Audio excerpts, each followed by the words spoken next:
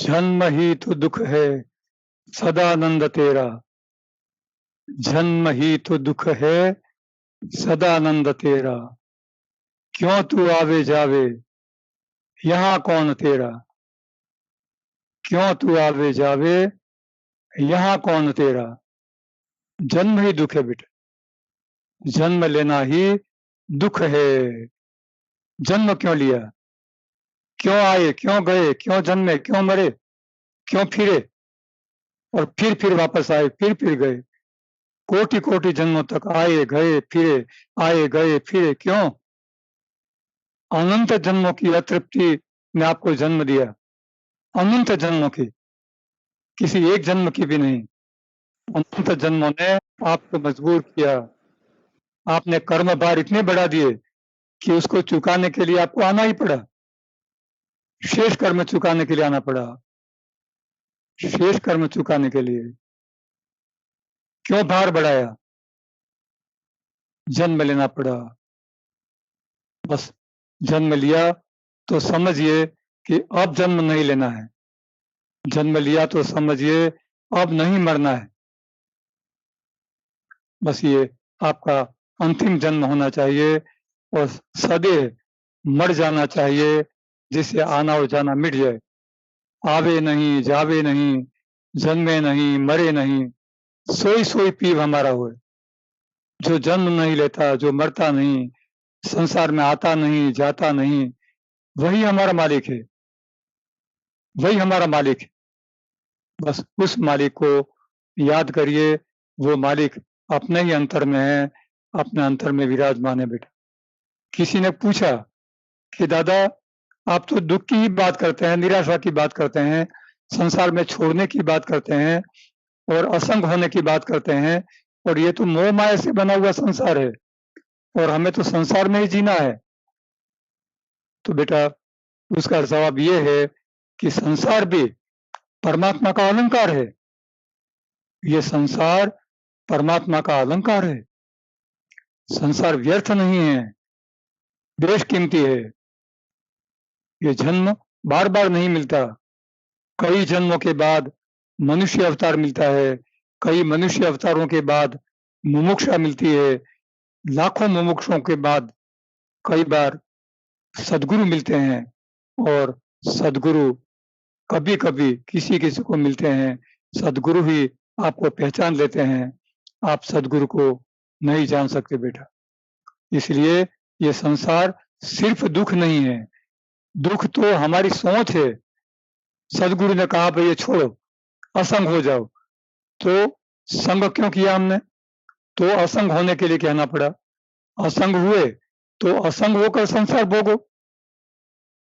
संसार छोड़ना है, छोड़ करके भोगो, त्याग करके भोगो, और भोग लिया, भोग करके त्यागो। असंग तो रहना ही है। जिसे हमें छोड़ना है उसका संग नहीं करना। भोग कर त्यागो, त्याग कर भोगो। बस ये संसार में रहने की कला है। इसके सिवाय संसार न तो दुख है न सुख है, आत्मिक सुख है। आपकी आत्मा यही सुख है, इसके सिवाय और कोई न तो सुख बना है और न ही दुख बना है।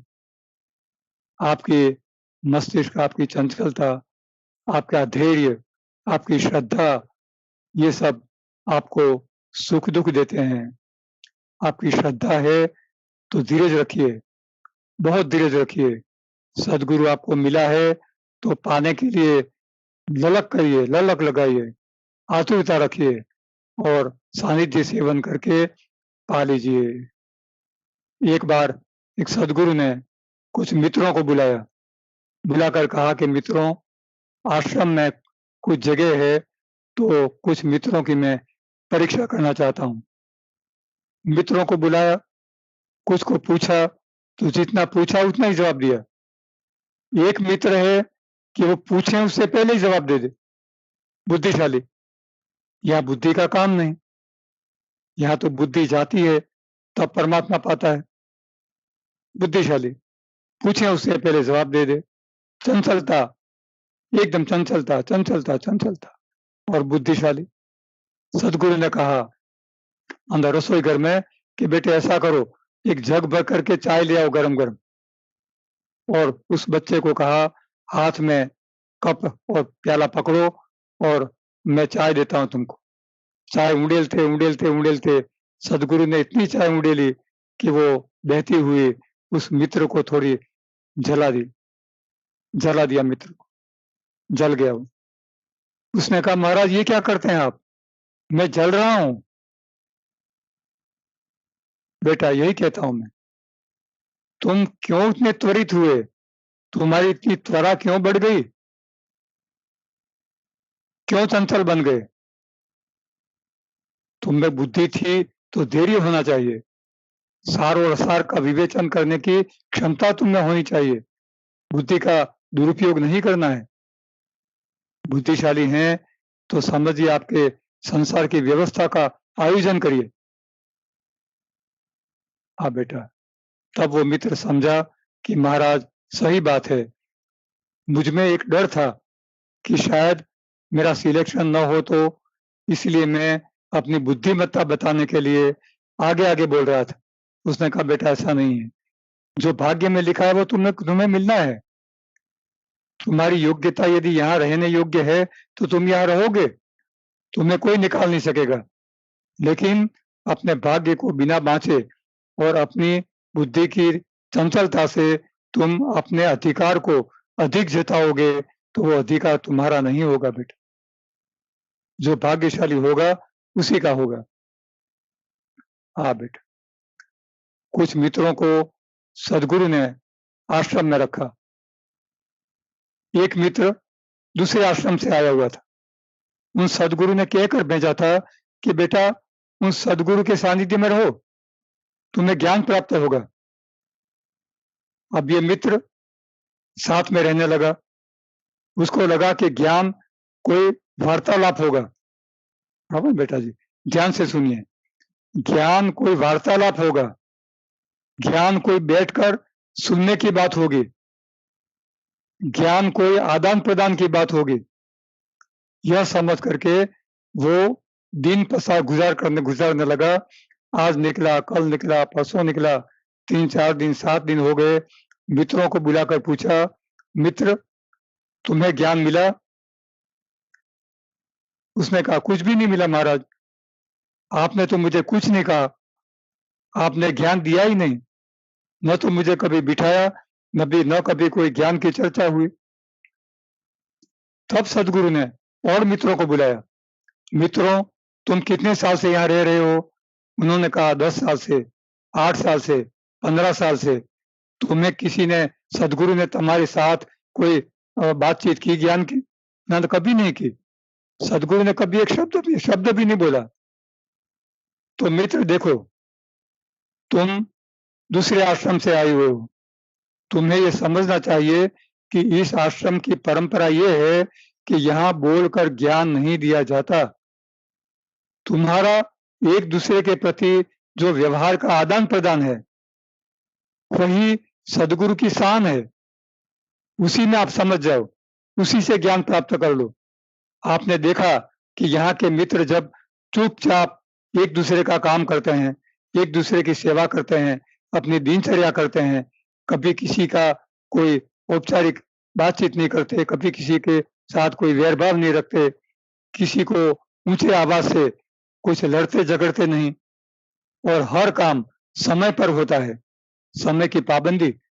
तो तुमने देखा कि यहाँ बातचीत करके कोई ज्ञान का आदान प्रदान नहीं होता, सिर्फ यहाँ सम्यक श्रवण, जो कुछ हो रहा है उसको देखो, सुनो और करो।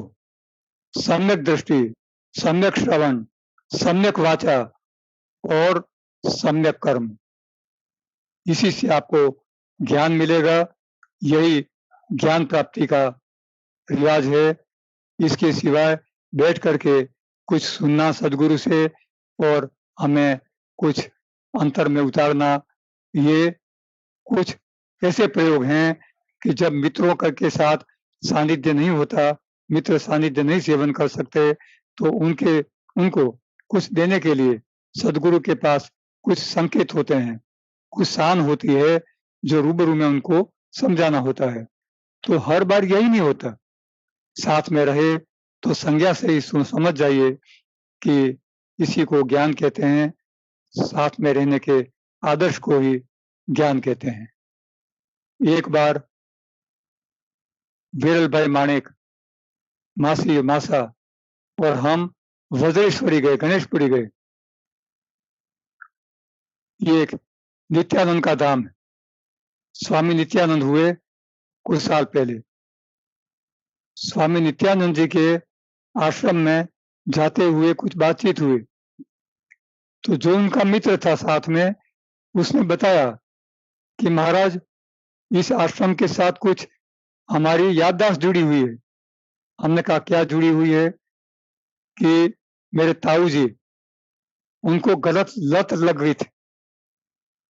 ऐसी लतें लग गई थी कि वो उन लतों के कारण से बहुत कुछ गलत रास्ते पर चल रहे थे। उनकी पत्नी साक्षात मंगला थी, बहुत सुज्ञ नारी थी, सीधी सादी नारी थी। वो कई बार कहती कि आपको शराब छुड़ाने के लिए, आपका व्यसन छुड़ाने के लिए, आपको जुआ छुड़ाने के लिए हम आपको नित्यानंद ले जाते हैं। आप नित्यानंद आइए, वज्रेश्वरी आइए, गणेशपुरी आइए। हम जाएंगे तो वो उनको पीटते, मारते, वो मना करते। कभी उन्होंने नहीं माना कि हमें जाना है। देखो बेटा, ये दृढ़ निश्चय की बात उदाहरण देने के लिए कहा जा रहा है, ये कोई कथा वार्ता नहीं है। दृढ़ निश्चय क्या होता है? तो वो नहीं माने। सालों बीत गए। एक दिन शराब पीकर वो लड़खड़ाते हुए आए और पत्नी से उन्होंने कहा कि कल हम वज्रेश्वरी जा रहे हैं, गणेशपुरी जा रहे हैं, आप आएंगी? इन्होंने कहा भी मैं तो कह रही हूँ, मैं तो कभी से कह रही हूँ कि हम लोग जाएं, वहां कुछ मिलेगा हमें, आप में कुछ सुधार होगा, हमारा परिवर्तन होगा, हम जाएंगे कल। अब वहां कुछ दिन ऐसे होते हैं कि वहां हजारों लोग फूल मालाएं लेकर महाराज के दर्शन के लिए लाइन में हाजिर होते हैं। मेला लग जाता है और पास में वज्रेश्वरी और आसपास के शहरों में भी सारी होटलें और अतिथि आश्रम वो पहले से बुक हो जाते हैं। कहीं रहने की जगह नहीं मिलती। और ये तो ऐसे ही निकल गए थे यहाँ से। एक थैले में शराब की बोतलें ले ली इन्होंने और पति पत्नी दोनों साथ में निकल पड़े। जाते हुए गणेशपुरी पहुंचे तो वहां तो भीड़ भाड़ थी। चौकीदार से पूछा, उसने कहा कहीं जगह खाली नहीं है महाराज, 2-4 दिन बाद आना। उन्होंने कहा आप तो आ ही गए हैं, अब हम जाएंगे नहीं, न जाने के लिए आए, तो हमें कहीं जगह दो। उसको दया आई। उसने कहा भी वो चौकीदार की जगह है, मैं तो ड्यूटी करता हूं, आप वहां रुकिए, लेकिन 1-2 दिन से ज्यादा रुकने नहीं मिलेगा। वो वहां रुके। जब सारी भीड़ चली गई तो ये महाराज वहां से उतर करके महाराज के नित्यानंद जी के पैरों में साष्टांग प्रणाम करके और शराब में धुत होकर आए थे। लड़खड़ाते हुए आकर के चरणों में गिर पड़े। महाराज, ये मैं हूं महाराज, मैं इस स्थिति में हूं। किस स्थिति में हूं ये अपने आप जांचने की योग्यता उनकी नहीं थी। मैं इस स्थिति में हूं, अब क्या करना है वो नित्यानंद जी को करना है। नित्यानंद जी ने उसके सर पर हाथ फिराया और कहा, बेटे जाओ आराम करो। वापस चले गए, कमरे पर आराम करने लगे। आधी रात को वो खड़े हो गए और उन्होंने जो बोतलें लेकर आए थे शराब की, सारी बोतलें फोड़ दी।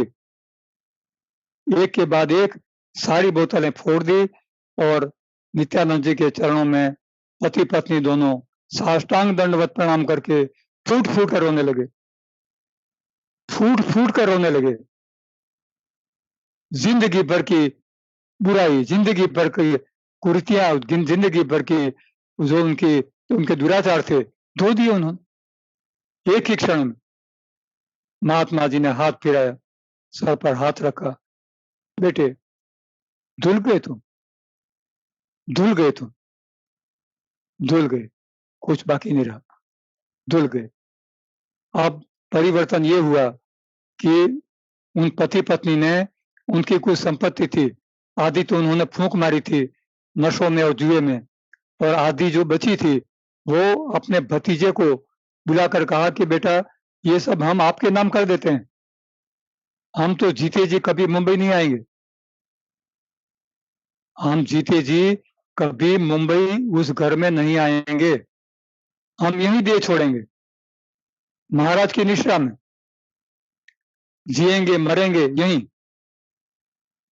और बेटे कुछ शर्तें हैं, मैं नहीं रहूंगा कालक्रम से, महाराज भी कालक्रम से, उनका देह नहीं रहेगा, वो तो रहेंगे, तो उनकी जो मूर्ति होगी उस पर बेटा ऐसा करना, एक दिन, वो रविवार शायद उन्होंने निश्चय किया था कि उस दिन फूलहार लेकर आना, गर्म पानी कुंड में, वहां गर्म कुंड है, गर्म कुंड में स्नान करना, फूलहार महाराज को पहनाना, और कुछ वहाँ अन्न क्षेत्र चलता है, गरीब लोग बच्चे वहाँ आते हैं और वो चाहते हैं कि हमें कोई पास दे दे खरीद करके और हम अन्न ग्रहण करें, तो बेटा उनके लिए कुछ पास खरीद करके भेंट दे देना, जिससे वो खाना खाएं और तृप्त हो जाएं और वो अंतर से आशीष देने लगें। बेटा ये 2 काम तुम हर सप्ताह करोगे, जब तक जिंदे रहोगे तब तक करोगे बेटा। बोलो ये शर्त मंजूर है? तो दृढ़ निश्चय, इस उदाहरण का मतलब ये है, दृढ़ निश्चय, जब फल पकेगा तो परिणाम मिलेगा, फल पकता है और मीठा न लगे ये तो कभी संभव नहीं बेटा, कभी संभव नहीं। फल पके और मीठा न हो, आम पके और मीठा न हो, कभी संभव नहीं। लेकिन फल पकना चाहिए, दुष्कर्म हो या सत्कर्म हो, कर्म पकने चाहिए। दुष्कर्म भी यदि पक गए तो वो सर पर नहीं चढ़ेंगे, वो भार रूप नहीं होंगे, पुनर्जन्म में साथ में भार बनकर नहीं आएंगे, इसी जन्म में वो डिलीट हो जाएंगे। फल पकने चाहिए, फल पकेंगे, सदगुरु को सच्चे और संपूर्ण समर्पित होंगे चरणों में और शरण पाएंगे तो वो जरूर डिलीट हो जाएंगे। एक एक मर्म को डिलीट करने के लिए वसंत भाई जिंदगी भर कम पड़ती है। एक ही मर्म, कोई कहे कि भाई दुराचार छोड़ देना है, झूठ बोलना छोड़ देना है, व्यसन छोड़ देना है, ये छोड़ देना है, कटु स्वभाव छोड़ देना है, तो ये सब नहीं छूटते, ये भव पीड़ाएं हैं, भव निद्रा है, ये ऐसे नहीं छूटते, ये बार बार जन्म जन्म में कांटे बन करके आपके साथ आएंगे, आपका स्वभाव बन के रखा आएंगे और आपका स्वभाव आपको ही पीड़ा देगा। कितना कठिन, कितना कठिन है।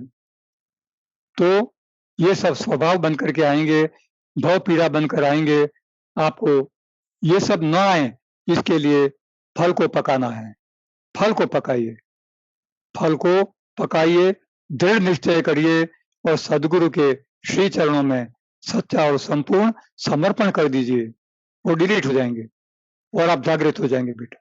समर्पण, ऐसा समर्पण कि उसके बाद कुछ भी बाकी न रहे, सच्चा और अंतिम समर्पण। हम लोग समर्पण करते हैं, कुछ पोटलियां चढ़ाते भी हैं सदगुरु के चरणों में, लेकिन आसपास में देखते हैं कोई देख तो नहीं रहा, और कुछ पोटलियां अपने बगल में दबाकर वापस ले जाते हैं। इसका मतलब ये है कि यही कुछ ऐसी कटुताएं, ऐसी बुराइयां कि जो जीवन में हमारे साथ नहीं होनी चाहिए, हमें नहीं रहने देनी चाहिए, इसको डिलीट करना चाहिए, लेकिन हम नहीं कर रहे क्योंकि वो हमारे जीवन दिनचर्या में साथ इस तरह से वो गूंथ गए हैं कि उनके बिना नहीं चलता। वो ये दोष भी हमारे साथ इस तरह गुण मिल गए कि वो गुण बन गए हैं। वो दोष है, गुण नहीं है, दोष हैं, त्याज्य हैं, स्वीकार्य नहीं है। हम क्यों न छोड़े उनको, लेकिन तब छूटते हैं जब वो पीड़ा देते हैं बेटा। आदमी तब सुई से कांटा निकालने बैठता है जब कांटा चुभता है, कांटा न चुभे, थोड़ा थोड़ा चुभे, तब तक आदमी चलता रहता है। तो सदगुरु कहते हैं बेटा जूती पहन लो, कांटे तो लगेंगे, ये तो संसार है, ये तो बदियों से बना हुआ है, ये तो कुरीतियों से बना हुआ है, अहंकार से बना हुआ है, राग से, विषय से, अहंकार से, मोह माया से बना हुआ है। यहाँ तो कांटे लगेंगे, ठोकरें लगेंगी, लेकिन आपको कहीं न कहीं जूते पहन लेने हैं और जूते पहन कर चलो बेटा, सावधानी से चलो, एक-एक डग संभल कर चलो, तो अपने आप ये सब छूट जाएँगे और आप अंतर की तरफ अग्रसरित होंगे। आपका अंतर आह्वान करता है कि बेटे आओ, मैं आपको बुलाता हूँ, आवरण उतर जाएँगे। सारे अंधकार के आवरण, सारे सांसारिक आवरण उतर जाएँगे और एक दिन आपके रोम-रोम में आत्म प्रकाश प्रकट होगा, रोम-रोम में। सूर्य कभी अपना परिचय देने नहीं आता, कभी परिचय नहीं देता कि मैं सूर्य हूँ और उदय हुआ हूँ, और न ही वो अस्त हुए कहता है। सूर्य कभी उदय अस्त होता ही नहीं। एक बार आप जागृत हो गए तो सूर्य उदय हो गया, वो कभी अस्त नहीं होता। तब आपका यह जन्म अंतिम होता है, आपका ये शरीर अंतिम होता है। सद्गुरुओं का शरीर, अंतिम देह होता है। उनको देह वापस धारण नहीं करना है, अंतिम देह। तो जिस तरह से सूर्य उदय होता है, वैसे ही आपका आत्म प्रकाश आपके रोम-रोम में प्रकट होता है। सोए कड़ाए सूरज उगियो रे, सोए कड़ाए सूरज उगियो रे, सोए कड़ाए सूरज उगियो रे, 16 कलाए अजवाड़ा थया अपरंपार रे। ये एक सदगुरु ने लिखा है, उनका भजन है कि 16 कला में संपूर्ण सूर्य उजागर हो गया मेरे शरीर में, सूर्योदय हो गया है। जैसे 16 कला से सूर्य मेरे शरीर में उतर गया है, कहीं अंधकार नहीं रहा, उजाला उजाला हो गया है, रोम रोम आत्म प्रकाशित हो गया है, कहीं अंधकार नहीं रहा। बस मैं नहीं रहा, तू नहीं रहा, संसार नहीं रहा, जो रहा सो रहा, परमात्मा स्वयं रहा। बस बेटा, इस तरह से परमात्मा को पाना है, परमात्मा को सतत उसके अंतर में रहना है, उसको भजना है। परमात्मा आपके साथ है, हमेशा आपके साथ बेटा। लेकिन कब? त्याग, तपस्या, मोह, माया, इन सब के साथ कब जुड़ना है, कब टूटना है, इसकी योग्यता आपकी होनी चाहिए बेटा। देखिए, सौराष्ट्र में चलाला नाम के गांव में आपादाना हो गए सदगुरु। आपादाना ये सदगुरु थे, जागृत सदगुरु। उनका एक आश्रम था, वहां पर आधे उम्र की एक महिला आई, 10 साल का एक बच्चा लेकर के। उसने महाराज से कहा कि महाराज, मेरे बच्चे के सिर में कीड़े पड़े हैं, कीड़े पड़े हुए हैं, उसके सर को खा रहे हैं, मुझे मालूम है कि ये मेरे बच्चे को मार देंगे, मुझे पूरा पक्का पता है कि ये कीड़े मेरे बच्चे को मार देंगे, मेरे पास ये बच्चा नहीं बचेगा। महाराज, मुझे ये विश्वास है कि आपके सत्य की धुनी के पास सेवा करते करते मेरा बच्चा बच जाएगा, मुझे आत्मविश्वास है। महाराज, स्वीकार करिए इसे। कौन अपने बच्चे को भेंट दे देता है? मां ने फिर ये भी कहा, मां ने आंसू नहीं सहाए, मां ने आंसू नहीं बहाए, वो खुश हुए।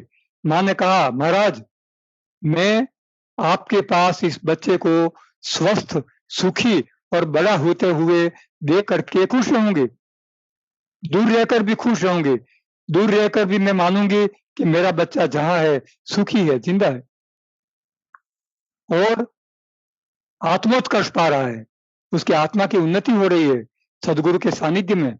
इससे बड़ी मेरे बच्चे को क्या उपलब्धि हो सकती है? महाराज, मेरे बच्चे को स्वीकार करिए। आपादाना ने कहा, मां, छोड़ जाइए बच्चे को। आश्रम को, आपादाना को एक भेंट मिल रही है, तो कहीं न कहीं परमात्मा का इसमें योग है, परमात्मा का इसमें मंजूरी है, परमात्मा की स्वीकार्य है। मां, आप जाइए, अब ये बच्चा हमारा है।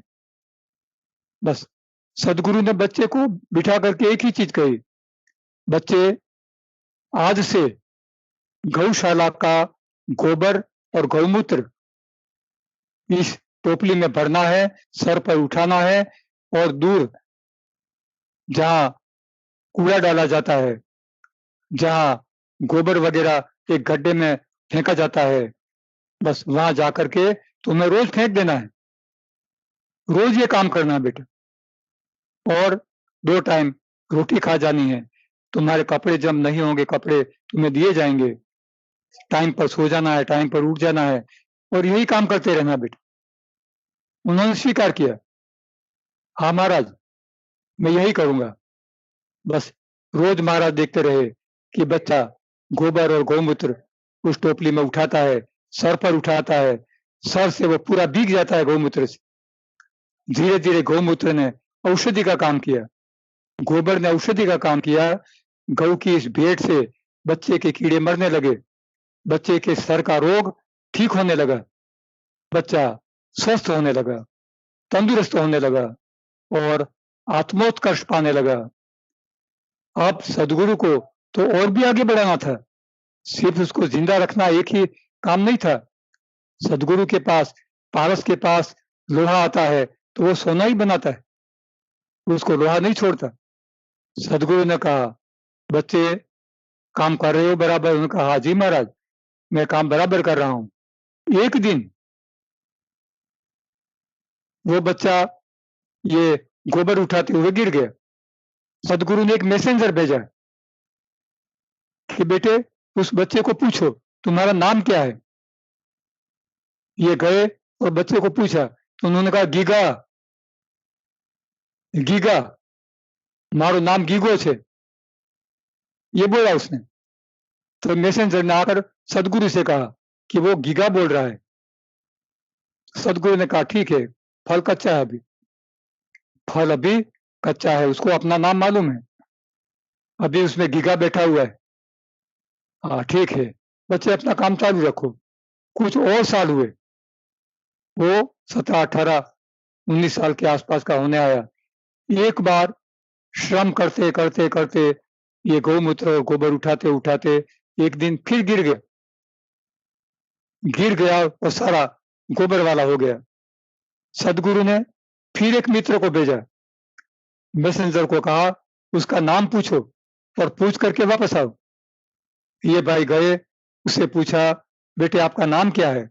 अरे कैसा नाम और ठाम, कौन नाम, किसका नाम, किसका नाम पूछ रहे हैं आप? यहाँ तो कोई है नहीं नाम वाला, किसका नाम? ये जो ये गधा पड़ा हुआ है उसका नाम, गोबर का नाम, इस टोपली का नाम, किसका नाम बोलूं? कौन नाम, कैसा नाम? मैसेंजर गए, सदगुरु से बात की कि महाराज ये तो ऐसी बात कर रहा है। उन्होंने कहा, ठीक है, आप ऐसा करो, उस बच्चे को नहला धुला करके और अच्छे वस्त्र, साफ सुथरे वस्त्र पहना करके मेरे पास हाजिर करो। उन्होंने ऐसा ही किया, नहलाया धुलाया, अच्छे कपड़े पहनाए और सदगुरु के पास ले आए। सदगुरु ने अपनी बैठक में उस दिन सब मित्रों की हाजिरी में कहा कि देखो बेटे, सिर्फ शारीरिक और मानसिक श्रम करना ही तप नहीं, तप अंतर्मुख होना है। इस बच्चे ने 8-10 साल तक बिना कुछ बोले, बिना कुछ शिकायत किए, जो बताया वो काम करता ही रहा, करता ही रहा, करता ही रहा।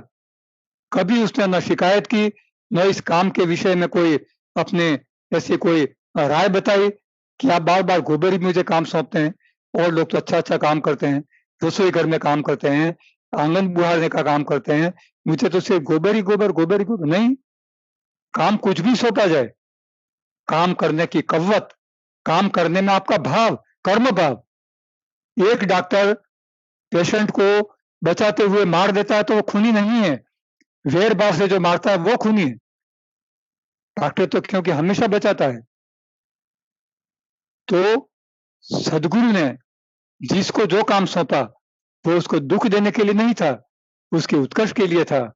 वो कैसा भी काम करे और परफेक्ट करे, सम्यक कर्म। सम्यक कर्म हुआ। उसको कहा कि बेटे देखो, जब 18 साल का बेटा हो जाता है तो पिता और पुत्र एक छत के नीचे नहीं रहते। देखिए बात करने का तरीका सदगुरु का, बेटा और माँ बाप एक छत के नीचे कभी नहीं रहते। आप ऐसा करो, उस दिशा में जाओ, वहां एक छोटा गांव है, जंगल जैसा है, वहां एक झोपड़ी है, वहां पर रुको और वहां धुनी दिखाओ। धुनी दिखाओ, धुनी दिखाना यानी सिर्फ आग जलाकर बैठ जाना ही नहीं है, वहां एक ऐसा यज्ञ खड़ा करना है कि जिससे आत्मबोध भी हो और लोगों को भी सानिध्य में मिले, लोगों को भी ज्ञानार्जन हो, लोगों को भी ज्ञान देने की एक पाठशाला खड़ी हो जाए, एक आश्रम खड़ा हो जाए। तो आपा दाना, इनका नाम भी आपा गीगा पड़ा। आपा गीगा, आपा यानी बाप, बाप गीगा कहते थे उनको, बाप गीगा, आपा गीगा। वो वहां रुके, सालों बीत गए, अभी तो बहुत बड़ा धाम है वहां, और आपा गीगा ने अलग जगाया, वहां अलग जगाया, बहुत सेवा की, अध्यात्म की, संसार की बहुत सेवा की, हिंदू किया, मुस्लिम किया, ईसाई किया, पारसी किया, बहुत सेवा की उन्होंने। हिंदू उनको हिंदू हिंदू सदगुरु मानते थे, मुस्लिम उनको हिंदुआना पीर कहते थे, हिंदुआना पीर। आज भी सत्ताधार में मजार है आपा गीगा की, वहां हरी चादर उड़ाई जाती है और हरा झंडा फड़काया जाता है, और वहां मंदिर भी है, वहां सदगुरु की सानिध्य का वहां निशानी है। तो बात एक ही है, चाहे संसार किसी भी रूप में स्वीकार करे, देने वाला क्या देता है, देने वाला क्या देता है, किस तरह से देता है। लेकिन एक बात यह भी है कि संसार उसको किस भाव से स्वीकार करता है बेटा। सिर्फ कर्म करना ही बात पूरी नहीं हो जाती, कर्म किस भाव से किया गया है। जैसे डॉक्टर बचाने के भाव से मारता है, और कि वैरी शत्रु वैर संतुष्ट होने, वैर से संतुष्ट होने के लिए मारता है। तो कर्म ही नहीं, कर्म का भाव, कर्म का भाव देखिए बेटा, कर्म किस भाव से किया गया है। तो सदगुरु का सेवन किस भाव से किया गया है। सदगुरु का सेवन सिर्फ शब्दों से नहीं, कई बार कई सदगुरुओं के साहित्य को लोग धर देते हैं। वहां एक स्कूल में बच्चा पढ़ता है, अरे ये तो गुजरात बोर्ड है, वहां तो सीबीएसई है, वहां तो ऐसा है, देहरादून में तो ऐसा पाठ्यक्रम चल रहा है, इंटरनेशनल में तो और भी बड़े कोर्स हैं, वहां तो ये है, वहां तो ऐसी पढ़ाई चल रही है। ना बेटा, जागने का आपका योग, अपने उद्धार का योग जिस सदगुरु के साथ जहां लिखा हुआ है, आपका उद्धार वही है। पुराने खाई हुई जो वैरायटियां, वानगियां हैं, जो व्यंजन हैं, उनको याद करके उसको आपको दिमाग में बिठाना नहीं है बेटा, वो सदगुरु का काम है। जो उदाहरण दें सदगुरु, वो अपनी मर्यादा में मित्रों को उससे असंग रख करके देते हैं। इसका मतलब ये नहीं है कि हम किसी और पाठ को पढ़ें और सानिध्य यहाँ सेवन करें, तो आपको कुछ नहीं मिलेगा बेटा, आपको कुछ नहीं मिलेगा। हमारा ध्येय, हमारा लक्ष्य, हमारी ललक, हमारी एक ही होनी चाहिए। हमने हमारे सदगुरु का सेवन किया तो हम मानते थे कि 33 करोड़ देवी देवता और सृष्टि में यदि परमात्मा कहीं है तो यही एक ही है, इसके सिवा परमात्मा हो ही नहीं सकता। हमें अपने परमात्मा का पता नहीं था बेटा, हम तो सदगुरु में परमात्मा मानते थे, और जब उनका आना होता था तो हमें लगता था कि ये कोई महोत्सव है, किसी महोत्सव से कम नहीं लगता था। हम किसी और ही दुनिया में रहते थे, किसी और ही दुनिया में रहते थे, और अंतर में उसको पचाते थे और सानिध्य सेवन करते थे बेटा। और सदगुरु का भी ऐसा ही भाव होता है संसार के लिए बेटा।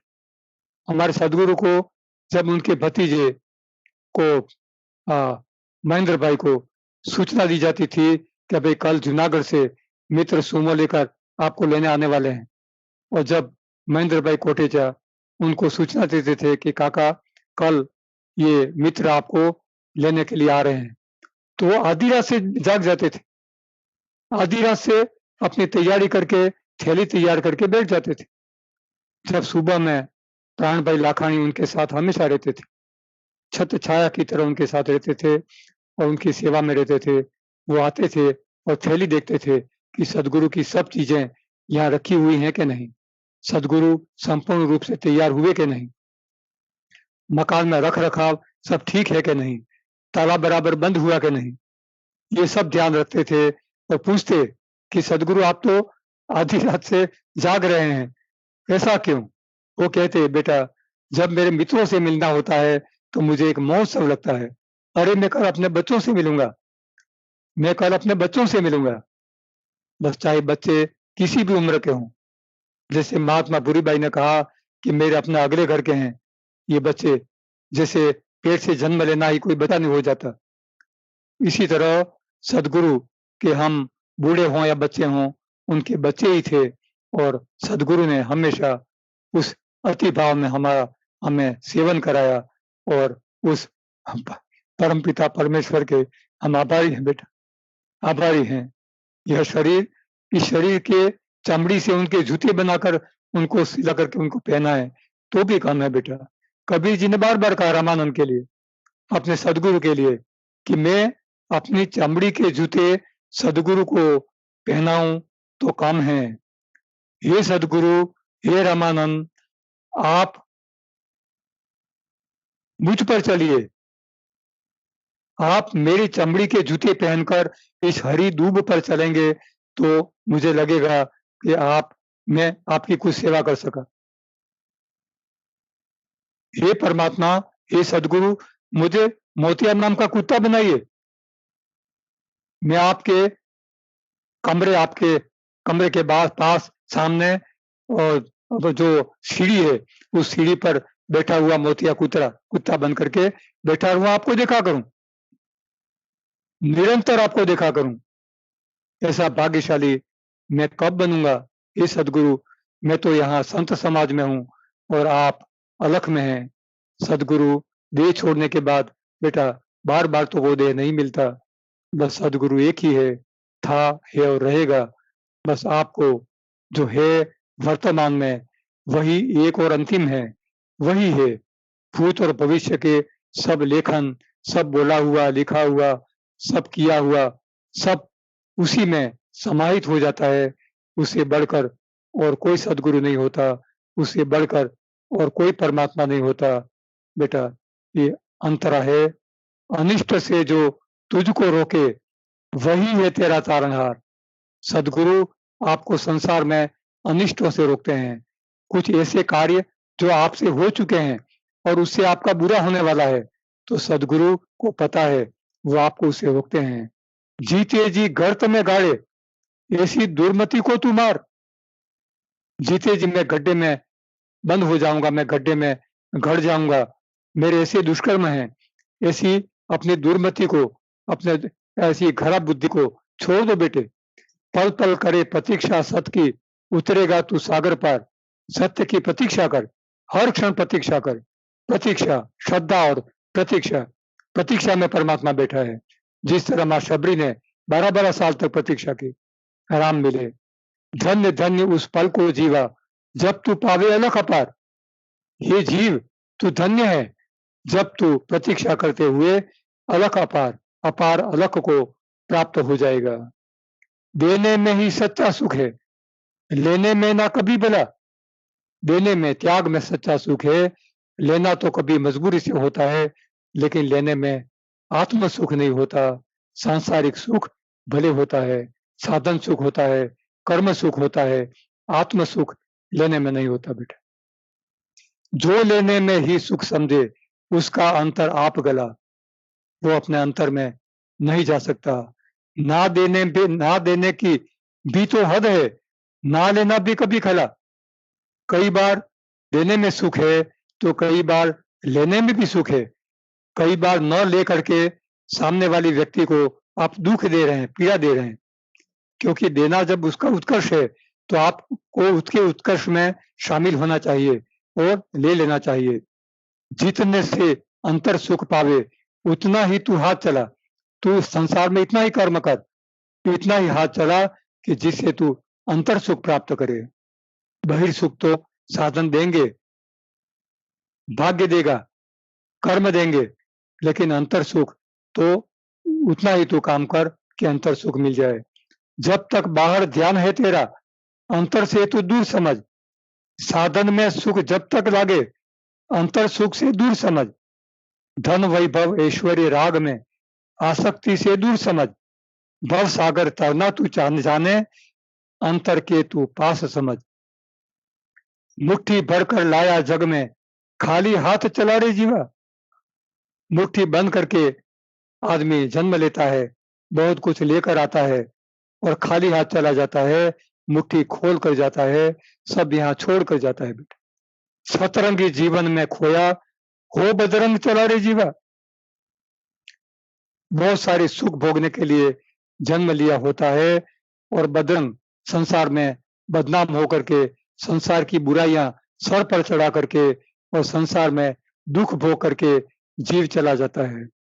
जगत लूटने चला भिखारी, संसार भिखारी की तरह है, संसार को लूटने चला। आप ही लूट कर जावे जीवा, खुद ही लूट गया। काल ने उसको लूट लिया, काल ने जबरदस्ती छीन लिया उसके शरीर को और वो लूट गया। कुछ भी नहीं हाथ नहीं आया, न धन न वैभव न संपत्ति न ऐश्वर्य, कुछ भी हाथ नहीं आया, खाली हाथ चला गया। लाख जतन करने पर भी तू मन मेला न धोवे जीवा। सदगुरु ने इतने प्रयत्न किए, तुम्हें इतने चांस दिए, तुम्हें इतने मौके दिए, तुमने अपना मेला में मन कभी नहीं धोया बेटा, कभी नहीं धोया। जिसके लिए यहाँ भेजा है उसका मकसद जान न पाया। अपने स्वार्थ के खातिर तू भटक भटक कर गोता खाया। मिट्टी के पुतले ने अपनी सोच समझ कर धोखा खाया। क्या थी वजह तुझे बनने की, अवसर मिटने का ना पाया। लोग तो आशीर्वाद देंगे बेटा, ये बनो वो बनो वो बनो वो बनो, लेकिन जब मिटने का मौका आया, वो क्यों छून गया, वो क्यों पकड़ नहीं सका, मिटने का मौका क्यों नहीं पा सका। भोग लगाया अंधा बनकर, सत्संगत को समझ न पाया। फूटी थी आंखें मेरी दो, कर्म गति को देख न पाया। परम उपासक बनकर खाया, उसको भोग लगा ना पाया। मायावी इस कर्म लेख को मूर्खमति में समझ न पाया। चला सिपाही डंडा लेकर जगती की रखवाली करने, जिसको मारे उसको तारे, तारे शेष मजूरी करने। बचकर भागा बहुत तपाया, फिर छोड़ा अब उसको तपने। एरण चढ़ा घाट में ढाला, ऐसी की कृपा हरिहर ने। सदगुरु ने तपा तपा करके, लोहा तपा कर, जैसे लोहार भाई एरण पर चढ़ाते हैं और उस पर घन को पीट पीट करके उसका घाट घड़ते हैं, उस तरह सदगुरु भी उसका घाट घड़ते हैं। तो दुख पीड़ा को, भव पीड़ा को कभी भी उसे विचलित नहीं होना है, उसको भार रूप नहीं समझना है। अनासक्त अपनों से बढ़ते, दुर्संग का मत संग करे।